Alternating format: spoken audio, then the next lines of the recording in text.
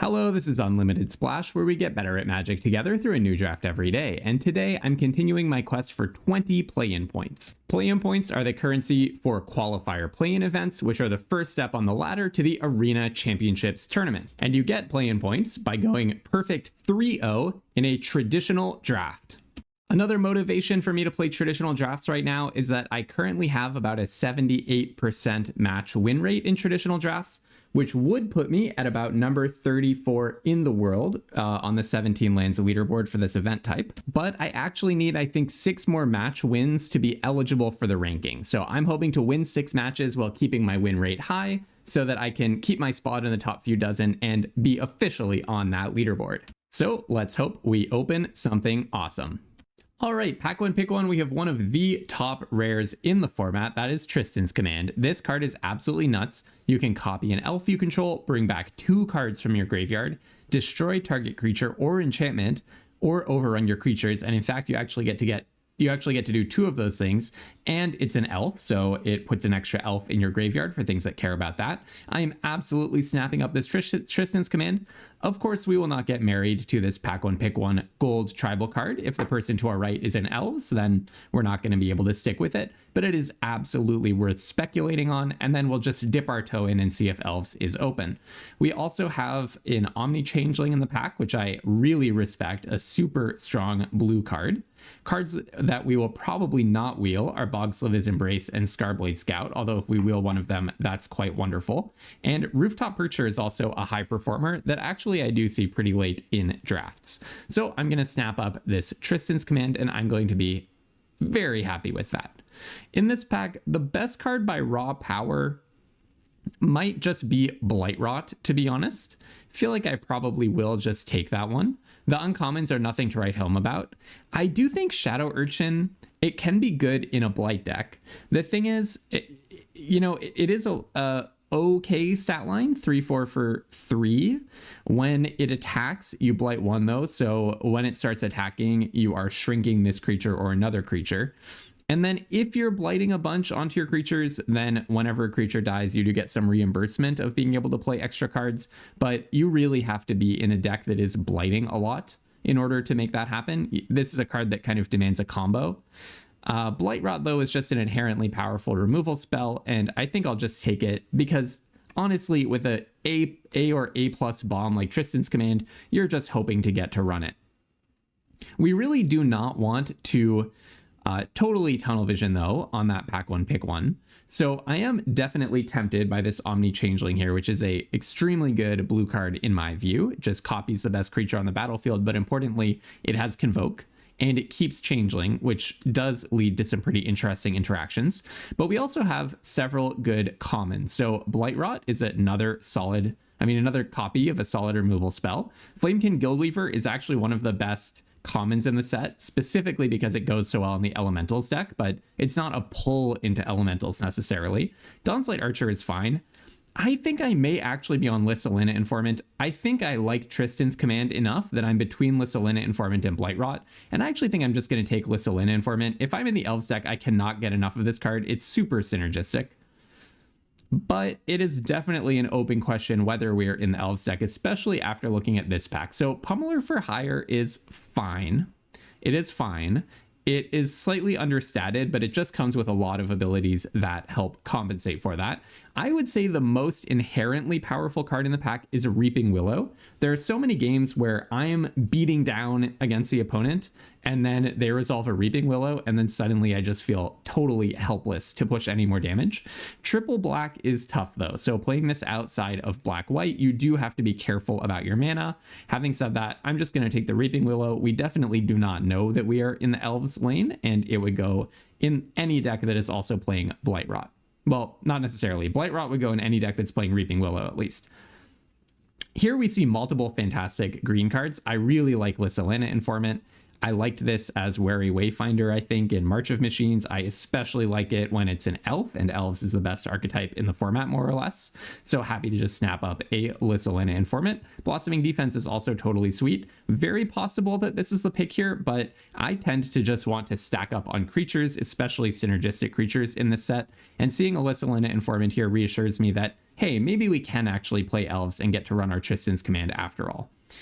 In this pack, again, multiple fantastic elves. Silvergill Mentor is in here, and that's part and parcel of something I've been seeing recently where I do think Merfolk are a little bit underdrafted. This is a fantastic 2-for-1 card, a great card in an aggressive Merfolk deck, just a premium 2-drop. So I do think maybe the community at large should be a little bit higher on Merfolk.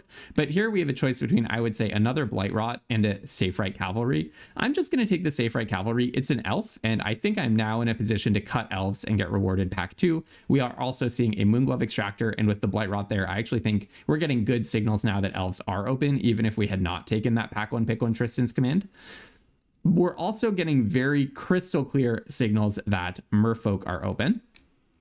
But that is just pretty common these days, I would say. So here we have a choice between Scarblade's Malice, which is a pretty good combat trick, and Crossroads Watcher, or pivoting entirely and doing something like Marrow Sky Swimmer, which in my opinion is the most powerful card in this pack, but very far from all of our previous picks.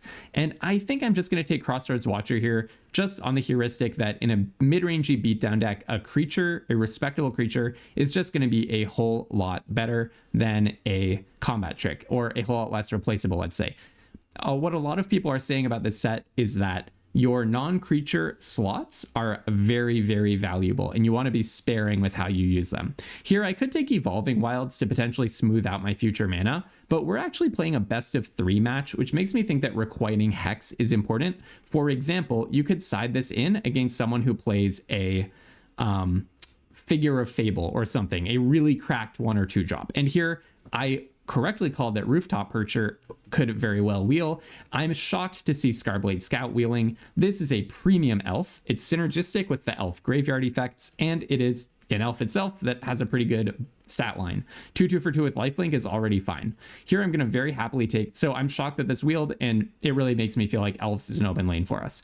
Here I'm going to take Unforgiving Aim and be happy with it. This is not a super impressive card. In fact, it's quite a bad card in Best of 1. In Best of 3 though, if your opponent has a Kin Binding, you're going to be really happy to be able to sideboard this in. So remember, we are playing with sideboards in a traditional draft. Here I'll happily take a Dawnslide Archer. Nightmare Sower is unfortunately not as good as I hoped it would be in the early format. I really wanted to build around this. Maybe at the end of the format I'll try that out. Dawnslide Archer, very respectable elf card. He'll take a Boggart Prankster just to cut black a little bit, although I strongly suspect those multiple Blightrots that we passed had the opposite effect. But we are going to be perfectly okay with that. Here, so I liked Tam a lot in the early format. I likened it to almost a Giver of Runes, obviously weaker than Giver of Runes for multiple reasons, but kind of has the same flavor. Having said that, Bristlebane Outrider, even though it is not an elf, is a strong aggressive card. And I think I might just take the Bristlebane Outrider. It's just like Safe-Right Cavalry. It is really hard to block, and it crashes in with a pretty big body. I would not mind Surly Farrier, but I think we might actually wheel the Surly Farrier. I would not play Perfect Intimidation, Barbed Bloodletter, or Tend the Sprigs, and we do not have the Kithkin count to be playing Miss Meadow Council. By the way, something that Seth Manfield did in the Pro Tour draft, Pro Tour Lorwyn, you can watch this online, that I thought was really interesting, is he was getting cut on elves really badly in coming from the right. Holy smokes, we just got past maybe the top rare, or one of the very top rares. I always say this is probably the rare I would most want to open in sealed deck because it is so incredibly flexible. But look at the last effect on this. It becomes a 7/8 with protection from each of your opponents. That is basically a 3-turn clock if your opponent's at perfect HP, because remember, if it has protection, it cannot be blocked, it cannot be targeted, it cannot be dealt damage. So it is pretty much unbeatable. I would love to wheel another Scarblade Scout, by the way. But I was saying, oh yeah, and I might play a Chaos Spewer. There's an outside chance. But I was saying, he was sitting to the left of 3 elf drafters, I believe, or maybe like green or black drafters. I think to the left of 3 green drafters, really. Here I'll take a Nameless Inversion almost certainly because it is an elf, maybe I'm supposed to take Bogsoth's Embrace here, but I like the idea of having a nameless inversion for the elf synergies if, for example, I get a Morkant's Eyes, which counts the number of elves in your bin. So he got cut very badly off of green cards, Seth Manfield did in the Pro Tour draft, because everyone was taking green to his right. But then he just, I guess, thought that elves was open enough and that it was a powerful enough archetype that coming back from the left, he just got like 8-9 elves all in a row and just stacked elves into his deck. And in pack 2, he was cutting all of the people to the right of him off of elves. And sometimes you can do that kind of a thing in draft. And look, we just got rewarded so enormously. Gloomripper plus Tristan's Command, these are the two best elf cards in the format. So I think I cut elves enough by taking all those Lissalina Informants early on, taking the Bristlebane Outrider and so on, that we just got rewarded with a Figure of Fable into Gloomripper after already picking a Tristan's Command. So now we have the bombs, we have pretty good removal, we just need to focus on having a responsible curve and any elf synergies that we can pick up. But a responsible curve is the most important thing for us now, bar nothing. I'm just going to take this Gloomripper because we have the power packed into this deck at this point. So in that vein, it's very possible that Safe Right Cavalry is better than Vinebred Brawler, but I'm going to take the Vinebred Brawler for curve purposes. We are looking at probably 15 playables. I really don't want to play the random Goblin synergy card in here. So we really need more 2-drops and we need more 3-drops. So Vinebred Brawler it is. There's no world in which we wheel Safe Right Cavalry, I don't think, but we are getting another elf here. Now, you could go to the extreme of saying that for curve purposes, we should play Foraging Wickermaw, but I do not think that that is a wise move. I'm going to take a Safe Right Cavalry here. We're actually unlikely to play this Reaping Willow because in our deck, it's almost certainly going to be triple black. I don't really foresee splashing white, so I'm going to take the Safe Right Cavalry, but we do after that need to be pretty careful about not taking too many more 4-drops. Now here there's an interesting question. Do you take the Great Forest Druid to try to accelerate yourself into other cards even though it's totally unsynergistic? Or do you take the Pummeler for Hire, which is just a good card on its own? And I think because I'm so low on 2-drops and because we saw another Pummeler for Hire, I think I'll speculate on the Great Forest Druid. That's not a pick that makes me very happy. Here I'm just going to take a Guiltleaf's Embrace. We just want to be disciplined about sticking in green-black because we believe it is a very open lane around us. So even though I think, let's say, Unwelcome Sprite is a better card, I'm just going to take Guiltleaf's Embrace. Perfectly fine card to play. Here we wheeled the 3 cards that I said I didn't want to play. It looks like we did not wheel our other Scarblade Scout, unless that was the next pack. But of these 3, I'm probably most likely to play Tend the Sprigs, I would say. This card can just be so totally blank in the late game. It can be devastating, but it can also be blank. And here we actually wheeled a Scarblade Scout, so that's the pack where that was. So I'm absolutely thrilled to see that. That discard 2 cards, someone did hit me with that one in Toronto, where I played in the Face-to-Face Games Limited Championship Qualifier event, which was a huge Lorwyn sealed event. And someone did hit me with the discard 2 cards, and it was devastating. And I thought, wow, maybe I've been too low on that card because they just made me discard essentially all my action and then took over the game. Oh my goodness, what a choice. I don't even know what I'm supposed to do. I think, you know, you're not necessarily going full aggro and getting stats on the board. The Elf deck is a little bit more synergistic and a little bit more grindy. So I think especially because of Scarblade Scout's interaction with Gloomripper, accelerating the Gloomripper, I will take it, but I do not know. Let me know in the chat what you would have done, because that was quite a difficult decision right there. Here, Ashling's Command is maybe the best rare in the format, so this is quite a lucky draft. We're seeing all of the power that there is in Lorwyn. I'm between Midnight Tilling and Bristlebane Outrider, I would say. Midnight Tilling is really good, but we don't really have the payoffs for it yet. It does help you find your Gloomripper. It does make Tristan's Command better by putting more options in the bin.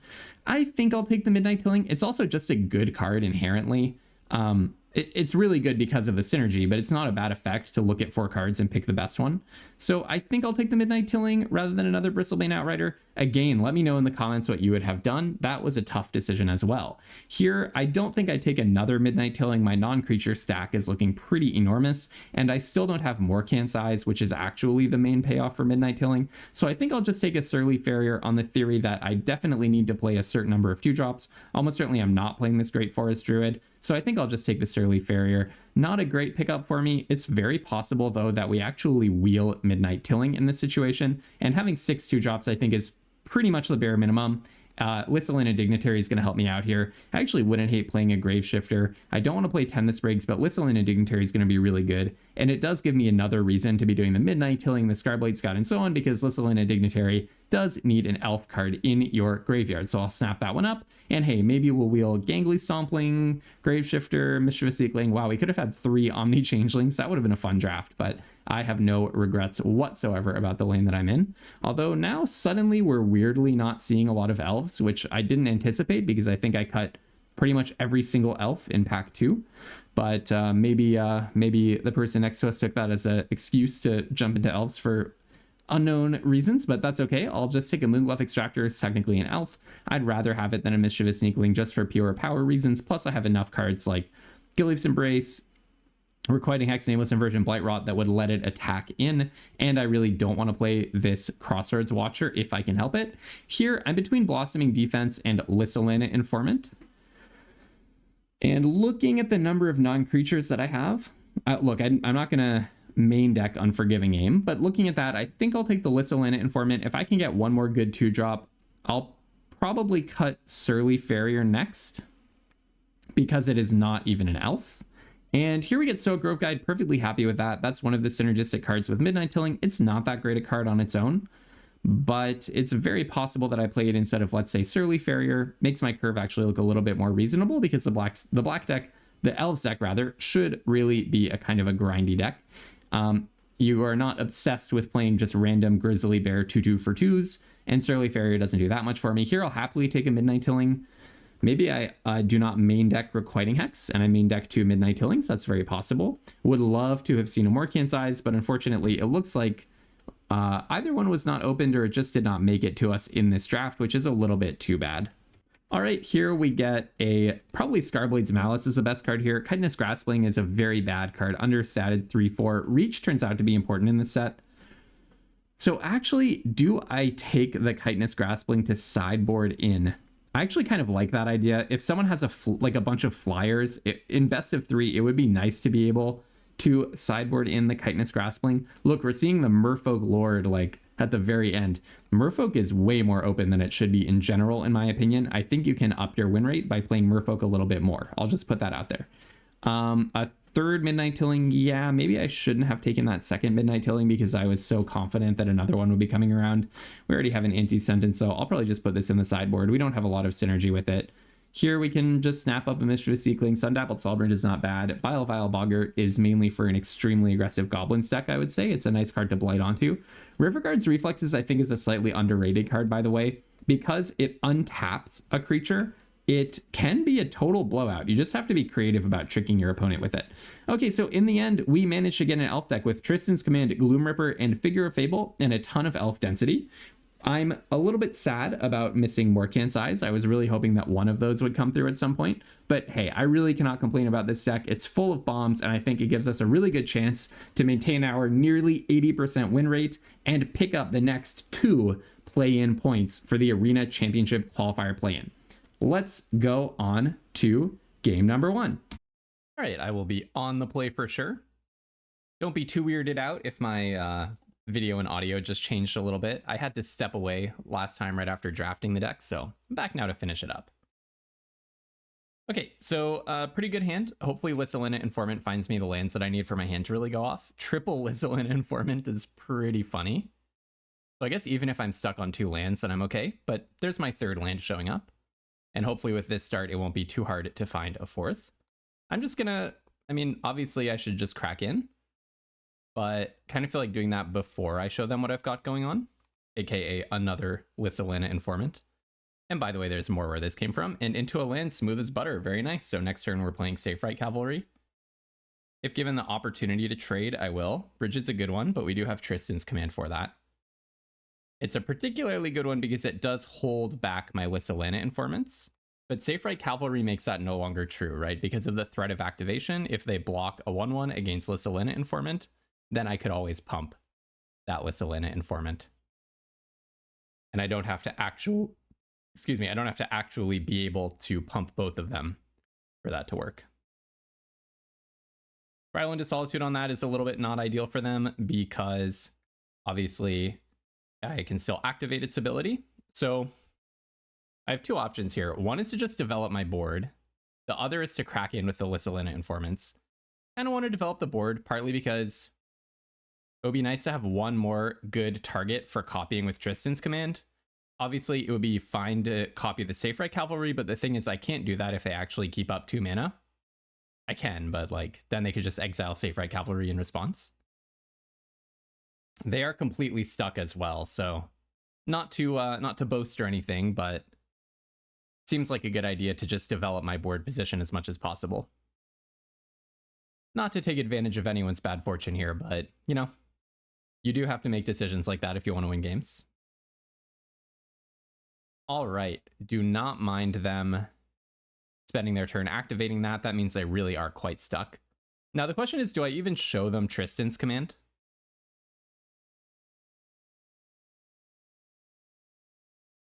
I mean, one option is to make a copy. Another option, though, is to just kill Brigid and give myself +3/+3. That's pretty scary. I think I definitely kill them. I should only overrun if it's actually going to kill them, though. Like, kill them this turn. So I think I'll make a copy, destroy Brigid. So I'll make another Stoic Grove Guide, kill their Brigid. There's no 1 mana spell, no 1 mana instant speed spell in this game. Then unfortunately, I can only, in this set, unfortunately, I can only attack with the Stoic Grove Guide.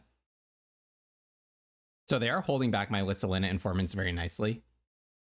I could have held on to the Tristan's command. Okay, Liminal Hold is just fine. This is making me feel better about my decision. All right, in with the token. Kind of suggests I might have a bounce spell, the way that they spent that. And then Scarblade Scout is actually a pretty nice one, I think. And then I will play the other Lissalina Informant just to prep my draws a little bit. Midnight Tilling is probably a really good one. I like the idea of selecting. Let's see, I can't play Gloom Ripper. Figure of Fable is maybe not necessary here. But even just a chunky elf would be a nice draw. Here I'm almost certain I just attack with everything. Let's start with Midnight Tilling. See what we get. Okay, so it's only Crossroads Watcher. That's pretty sad. But okay, just gonna go in with the team. It does let them make some nice trades, but look, those trades are gonna happen sooner or later no matter what. And this attack puts them down to 1 HP, and I am about to play a trampling creature. And I keep 2 creatures on the board, and they only have 1 blocker. And I get to double Surveil and pick my next draw, hopefully. I do feel a little bit low resource. Oh, that's actually a very nice one, isn't it? Definitely put that on top and play the Trampler. I would like to not have to reveal the combat trick if possible. The fact that they went to 1 suggests that there's something that they have here, though. Because they could have chump blocked the 5/4. So they're playing to sum out. They made a kind of value-oriented block by trading with Scarblade Scout. Which suggests they have an out that they're about to play. Yeah, I was thinking Morningtide's Light, but that doesn't do it. I guess it buys them a turn. I guess it kills a creature and buys them a turn. Okay, sure. So it looks like we are going to have to reveal the Guiltleaf's Embrace. Let's see, Disruptor of Currents wouldn't do it, because probably I can just trample over whatever blocks they arrange. Or the creature that they don't bounce. Temporal Cleansing does not do it, because I have Trample. Another Liminal Hold does not do it. Puts them to 3, and then I can trample over for 3. Or for 2. Okay. Becomes indestructible, and then Abigail getting lifelink. That's pretty annoying. But it's only 3 lifelink, and you have to tap this guy. But then you do get another lifelink here. Oh, it just has First Strike forever. That's a good point. Okay, so let's think for a second. Yeah, it's clear that I just attack with both, because whatever they block, my thing has indestructible. So the First Strike doesn't matter. It'll just survive. Okay, so in this situation, they're going to gain 3, go to 4. So if I Guiltleaf's Embrace this guy... Sorry, they're actually going to gain 4. Oh, my bad. Maybe I should have only attacked with Crossroads Watcher, now that I think about it.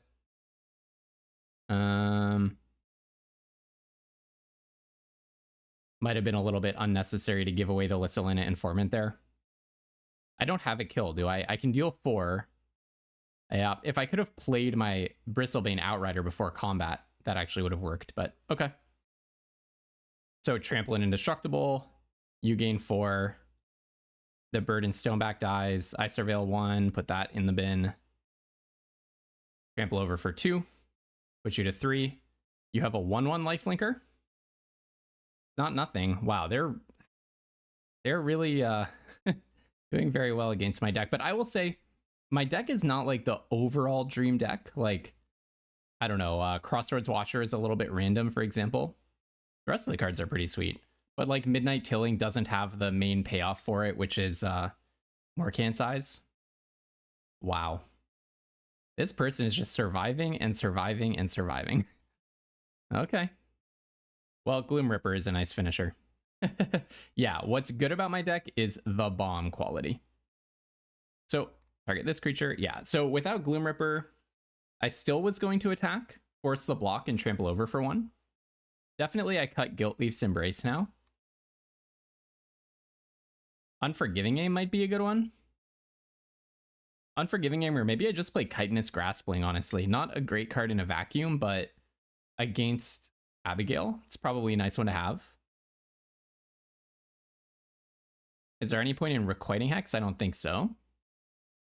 Could play Surly Farrier over something, but I had so many 2-drops, which is a great problem to have in Limited, by the way. So I think this is what I'm going with.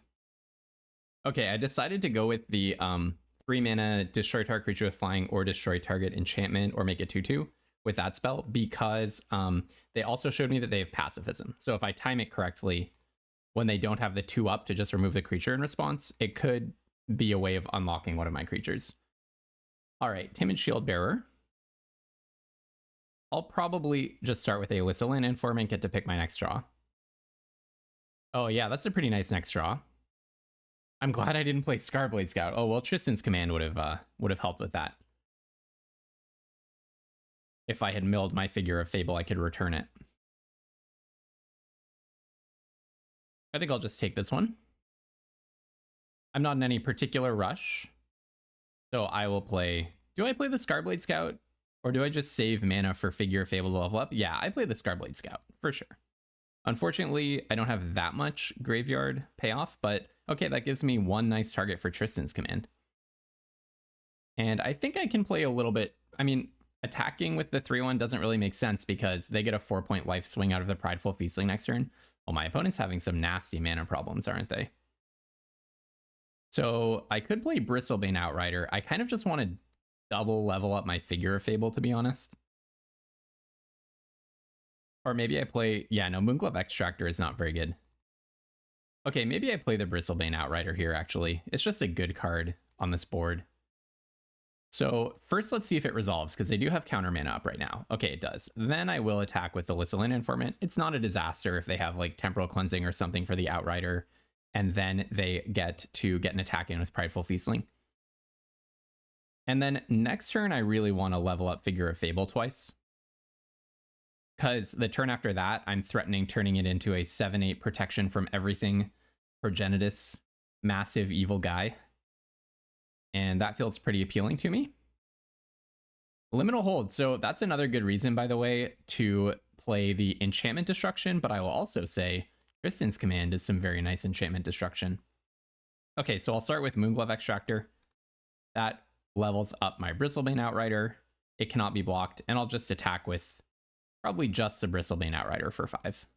I don't think there's a very good reason here to swing in with the Lissalina Informant and allow them to crack back with Prideful Feastling. Okay, playing a Burdened Stoneback. That is fine. Okay, you're indestructible. Okay, yeah. Didn't necessarily anticipate that, but fair enough. So I'll play this. I can't really copy anything. Return 2 permanents.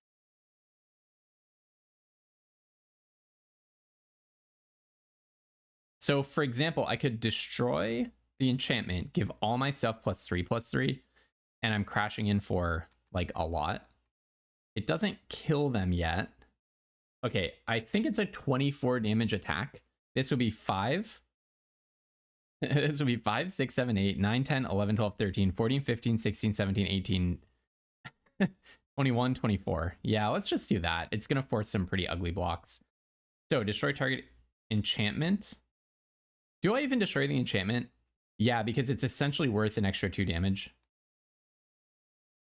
I don't know. Maybe I'm miscalculating here and I actually have a lethal attack if I had just killed a creature. But... And we draw Gloom Ripper. My deck is grotesque. Tristan's command, putting a figure of Fable on the table, drawing a Gloom Ripper from the Moonglove Extractor. Yeah. This is a pretty good Elf deck. I don't actually have like the common and uncommon support totally locked down, but the bomb quality is egregious. All right. Very good game 1. On to game 2. Okay, I'm definitely just recording this video in bits and pieces here because traditional draft games take so long. But okay, this is a nice this is a nice hand. It's just like I have to budget so much time for a best-of-3 round. It could be like 45 minutes plus. I guess it could take a whole hour technically. Plus a minute for sideboarding or whatever. But okay, so we're going to start off with Lissalina Informant, then we're going to go into probably Vinebred Brawler from there, I think. We have lots of action in our hand, lots of options. I don't think I want the 5th land just yet. Hopefully Midnight Tilling is also going to get us some nice stuff. But yeah, I like the idea of just playing the Vinebred Brawler. It trades down if they play some random 2-drop. But it allows Lissalina Informant to survive an attack into a Boggart Prankster, so that's a nice one. All right, time to stop drawing lands, please. That's enough lands. 1, 2, 3, 4, 5. I can play Gloom Ripper. I don't need anything else. I'm happy with that. But also, this is best-of-3 traditional draft. There is no hand smoother, so you can get really mana screwed and you can get really mana flooded in this format. Okay, we're going to play an Heirloom Ante. Oh, okay, stop it, please. It's just enough lands. So... Now, do I attack with both? I think so, right? I think it makes good sense to just go in with both. This thing becomes a 5/2. Heirloom Ante pretty much has to block the Vinebred Brawler. I don't love the trade, but I think it's fine. Hey, I'm playing the Graveyard deck, so... All right, crash in for 5, and then I will play Crossroads Watcher and another land. And yeah, time to stop drawing lands. I've seen 4 non-lands and 1, 2, 3, 4, 5, 6, 7 lands. So hopefully the lands are going to chill out after this. Technically 6 lands is a good number for me because it allows me to play Tristan's command. Okay, all right, that's enough. That's enough. 4, 5, 6, 7, 8 lands. So I have 9 lands left in my deck. Well, let's go ahead and Midnight Tilling right now. 1, 2, 3, 4. Wow. Horrendous. Milling Tristan's command, milling Blightrot, and ripping a Guiltleaf's Embrace out of the bin. Really unfortunate stuff. This might be the game that we drop. Okay, so they're blocking into a face-up Guiltleaf's Embrace, which means that they have Blightrot or Cinder Strike. But, I mean, of course I'm going to play it here. It is a 1-for-1. But things are looking very bad now. Milled my Tristan's command. They're about to remove my 5/1. Not a Cinder Strike? Oh, that's really interesting. Well, obviously I would make this trade. It does let them attack back with Reaping Willow. What is this? Oh. Huh, I did not expect that. I did not expect that. Now, do I mill Scarblade Scout? I'm kind of hoping for something better, but at the same time, yeah, I'm hoping for something better. Like, getting another land would be terrible. But I just don't want a 2/2 right now. This really makes me think they have Unbury or something. Wow, another land. Well, I guess I might as well go ahead and play it. Like, suppose I find like Midnight Tilling into Gloom Ripper or something. 1, 2, 3, 4, 5, 6, 7, 8, 9, 10, 11 lands accounted for. So we have 6 lands out of 21 cards. Oh, Gut Splitter Gang. Youch.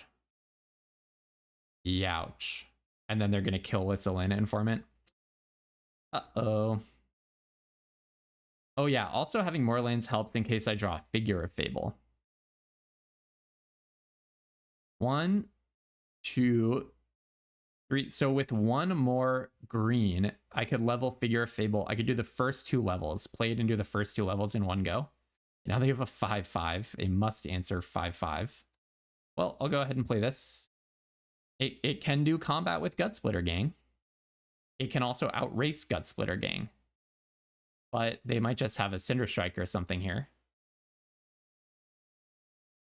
Eclipsed Boggart is a really good one for the opponent. A really good one. Although they cannot double block Safe Right Cavalry. That's the main thing about Safe Right Cavalry. All right. Play your Heirloom Ante, sure. Cannot block. All right, take 5. Okay, Scarblade Scout is actually a very nice one, to be honest. So I am going to attack here. I am going to attack. So they chump block. That's fair. You cannot double block. All right. Don't mind the chump block there. Yes, you do get to remove a counter. That's true. Now it's really hard for them to attack with Gut Splitter Gang. Oh, milling Figure of Fable. Holy smokes. Oh my goodness. But okay, I like the lifelink here. Lose 3 life. Yeah, so they're probably going to be doing a lot of blighting starting pretty soon. They cannot lose 3 life that many more times. Scarblade's or Safe Right Cavalry was a really good draw. Okay, this I don't understand. It scares me a little that they would do this. But I do think I'm supposed to just tempt fate here. Yeah. I don't really know if blocking there was technically the right move, but like Tweeze wouldn't be that much of a blowout to me. All right, in with both. Okay, same thing. I'm just gonna buff it. And now we're winning the race really handily. And then I will play another one. I mean, they could have, let's see, actually, maybe I don't play the other one because, yeah, okay. The thing, I was thinking like, how do they win this? And it would be like the one-sided board wipe, for example, would be a way for them to win. What just happened? Did they concede the match? I actually think they, either I got disconnect. What happened? Oh, they conceded the whole match to me. Okay. I don't mind if you do. Yeah, all right, sure. Sure. I mean, I guess I did show them Tristan's Command, Figure of Fable. Yeah, okay. All right, sure. On to match number 3. All right, come on, let's get a great hand. I would really like to convert this one. It's not a great hand, but this is definitely a keeper. Midnight Tilling can fetch me whatever permanent I want, and then I have a Blight Rot if I'm probably starting out behind against this other 2-0 deck. And Lissalina Informant is a fantastic draw to compete with my opponent's Lissalina Informant. Fair enough, makes sense. They kept it on top, which is a little scary. But we are holding Blight Rot, Bristlebane Outrider, Tristan's Command. I think I'm happy to draw this nameless inversion, honestly. I probably would just trade Lissalina Informants here. Like, okay, if you think about it, there's a reason that my opponent is wanting to trade Lissalina Informants. I think I should be a little more scared of drops in life total because I'm assuming I have a better late game. They did get more value out of this because technically because they got a Surveil when I had kept something on top, but it turned out not to matter. The thing that does scare me though is Morkant's Eyes. That's one card that I do not have. Okay, so that thing can get Blight Rotted. Potentially. After the ETB, I'm not sure that it matters that much. So you have an elf in your graveyard. That's probably why you wanted to make that trade. So let's go ahead and just get rid of that right now. They don't have +2/+2 and hexproof. So get rid of that so that they can't just ramp out something terrifying. And the next turn my plan is Bristlebane Outrider. Let's see what they get. Maybe a Gloom Ripper or something. Pitching Barbed Bloodletter. Yeah, that makes sense. We'll see. Now we get to see what their best creature is. I'm a little nervous. there could be some good creatures coming down here. My opponent seems to also have a very strong elf deck. Dawnhand Dissident is a lot less scary than it could have been. So let's go ahead and play this. Okay, now I do want some lands. Midnight Tilling should help me get that. Probably I'm on... Bristlebane Outrider seems kind of nice, doesn't it? Basically, the plan is going to be they're going to play Dawnhand Dissident, I assume. I kind of like Bristlebane Outrider because it cannot get Blight Rotted, and having it down earlier equals more damage when you start playing creatures.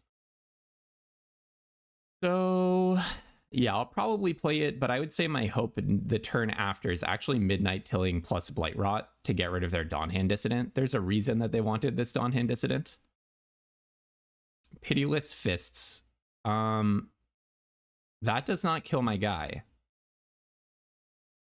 That's a... What? I'm sorry, what just happened? That's a little confusing. I don't really get that. Okay, so I am going to Midnight Tilling because I would love to be able to play this Gloom Ripper for value. And then I'll bring back a Swamp. Yeah, I think they miscounted or something. That was just a little odd. So I have two options. I could activate the Grove Guide, making this a 5/5, but then they'll just block and I have nothing. The other option is just go in with this guy. If they decide to block, I will Blight Rot them. Yeah, and it makes sense that they did not block, and I'm just cheating through a little bit of damage. And then I will go ahead and play the 2/2. If they play Dawnhand Dissident, that is a perfect target for Gloom Ripper. And they're keeping untapped is interesting. I'm glad that I preserved my life total now. So this is very much a job for Gloom Ripper. Give my 2/2 the buff. And take out that guy. They could have had plus 2/2 and hexproof. And now we're crashing in for 11 damage. It's quite a lot. And I have a Blight Rot to try to push through more damage. And Bristlebane Outrider is hard to block. Scarblade Scout, yep, okay. So I kind of want to go Lissalin Informant, hope to find a land, and then I'm holding up Blight Rot. And I can Blight Rot their Formidable Speaker.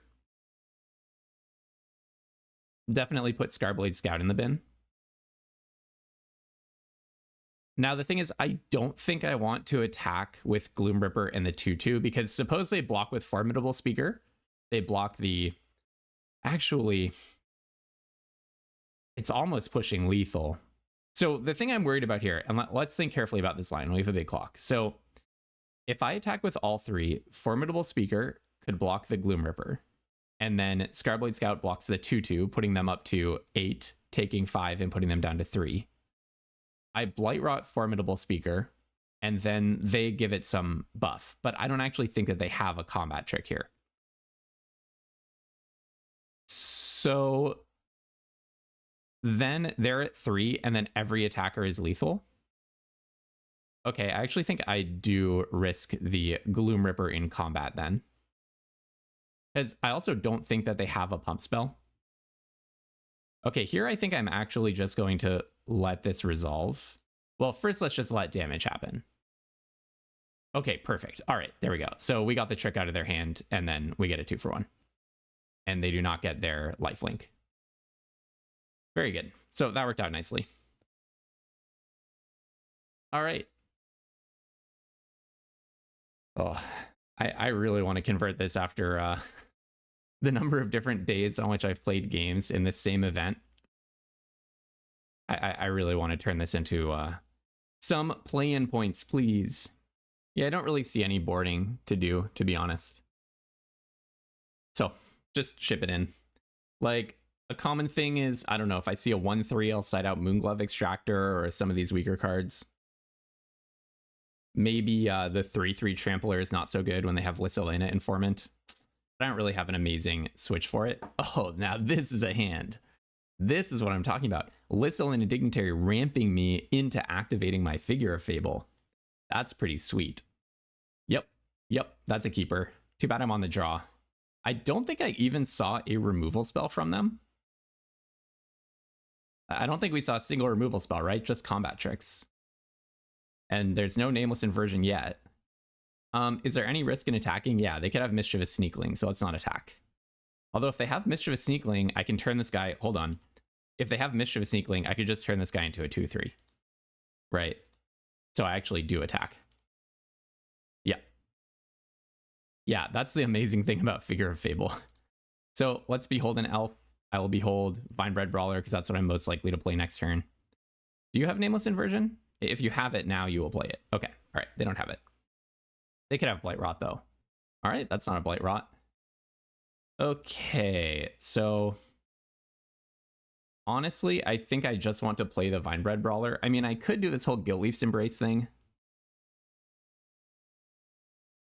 But I think I'd rather just develop my board here. Getting an elf in the bin would actually be pretty nice. Because I'm stuck on green mana right now for Figure. If they attack me, I'll just take it in a heartbeat. Actually, no, I won't. Why don't I just make the trade? Nah, let's be aggressive. Let's be aggressive. That's okay. Like, I could just make the trade in order to get an elf in the graveyard. Thought Weft Charge. All right, so they're basically saying if I'm going to win this game, I need to race, which actually makes a lot of sense to me. But I think it's pretty hard for them to race, isn't it? I think it's looking pretty hard for them to race. So in with these two, actually I could also go in with Figure of Fable. Because if they block the Figure of Fable, I can just Guiltleaf's Embrace it. And then they're taking like a lot of damage. Yeah, Figure of Fable's not blocking, so obviously I'm representing a trick here. Yeah, so then I want to go... Okay, yeah. My mana is a little awkward, but all right. Getting Trample, yeah. All right. 5, 6, yeah, that's like 10 damage to the face or something. 9, 10, yep. 10 damage to the face. I'm glad I got that extra 1 damage in. It actually could matter. Now Vinebred Brawler is probably more of a problem for them than Figure of Fable. The problem is the moment that they kill Vinebred Brawler, I get to start cranking up Figure of Fable. Okay, Midnight Tilling is actually rather a nice one. So let's go ahead and do that right now because it turns on Lissalina Dignitary for one thing, hopefully. Okay, yeah. I could take probably Bristlebane Outrider. Play this. So still can't activate. This guy's not an elf. Very awkward inclusion in my deck, actually. So I still can't activate Lissalina Dignitary. So yeah, maybe I go in. Do I offer the trade here is the question. Yes, because I'm still pushing a bunch of damage. And finally, I'm going to get to turn on Lissalina Dignitary because they probably, depending on what they have, cannot kill both. Oh, maybe they do have a pump spell on defense here. Let's see what's O and Indestructible. Okay. Oh, that's pretty annoying, actually. That is pretty annoying. Because now I actually cannot start buffing Figure. Oh, okay. Maybe it was a bad attack into 3 open mana when I know that they have that in their deck. I could definitely believe that that was just a bad attack. Oh, lifelink and flying. Okay. Yep, this might not be my game. Let's see. I need to get Blight Rot because Nameless Inversion is now in the bin. Oh, they have a lethal attack next turn. Yep. Oh, my bad. My bad, folks. Looks like I threw this game away. Oh, that's too bad. Well, Moonglove Extractor is going to get first strike to down, but Dark Card and lose a life. Yep. Okay. No, they got me. They got me. They got me good. Okay. On to the next one. That's too bad. Okay, so maybe I should have done more trading earlier and guarded my life total a little bit better. Well, now we'll definitely play Destroy Target Flyer. That is one that is definitely going into my deck. What else? Requiting Hex? Mana value 2 or less. Do they have a lot of mana value 2 or less stuff? Kind of, yeah. I think let's put that in instead of Stoic Grove Guide. Or maybe, actually, Stoic Grove Guide maybe is a good one. Maybe I want to... Oh, Chitinous Graspling could actually be a nice one as well. Actually, no.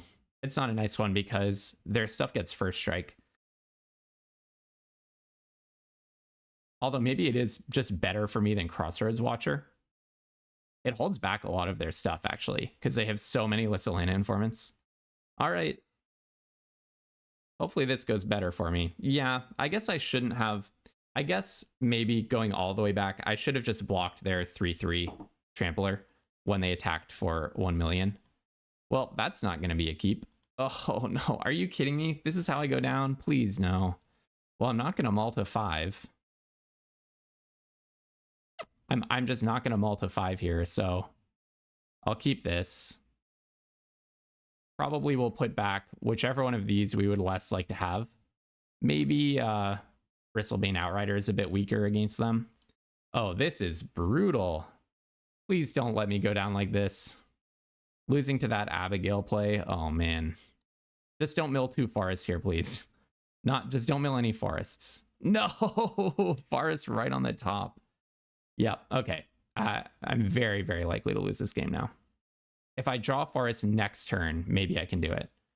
Dang, the Dream Elf deck going down in the worst possible way. Yeah, I guess I didn't play last game the best, huh? It's kind of my bad. Now they're getting to surveil. Oh, it's so brutal. And we won game 1 so commandingly as well. Didn't even have to play our Tristan's command. I want like a best of 10 against this player, because like... Yeah, I guess they just outplayed me last game by holding back their blocker with the pumps, with the card that makes their guy a lot bigger. Just, oh no, this is so bad.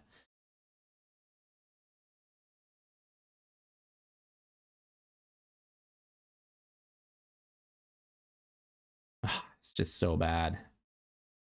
Starblade Scout comes down. Well, we're not lost yet, but I need to draw a forest immediately. Immediately. Absolutely instantly. Now they can also play Indestructible on their Dawnhand Dissident. So I'm going to bait them into playing it here so that I can shoot Dawnhand Dissident in response. Okay, go ahead and do that. Keeping it on top. Dang, that's brutal. Okay, in response, or end of turn, let's try killing this. If you have Indestructible, so be it. Hopefully they just blight onto it and surveil. Okay. Right, they just surveilled, so it doesn't even give them value. Okay, that is a forest. That is a forest, so we're in this game. I think I just want to play the biggest creature that I can. And then next turn, I can Midnight Tilling into Lissalina Informant. Blightrot. I have not seen Blightrot from them, so not a card I was thinking about or playing around, but your opponent can always surprise you game. Oh no, and they have a Chronicle of Victory. Are you actually kidding me? Tracking with a 4/4 lifelinker. It's GG. Oh man, that's so sad. Binning my Tristan's command. How awesome. Well, okay, I'm gonna take the forest. Play Lissalina Informant. Holding up Guiltleaf's Embrace. Midnight Tilling might actually be a good one. I can find like Gloom Ripper.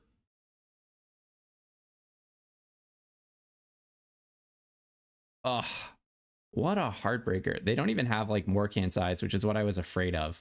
They have First Strike as well. You're randomly playing a Glister Baron out of nowhere. Okay. Well, I think I just have to block. I mean, I think I just have to take it. Just the random Glister Baron out of nowhere. Wow. Well, this was very much my my game to lose, and I lost it.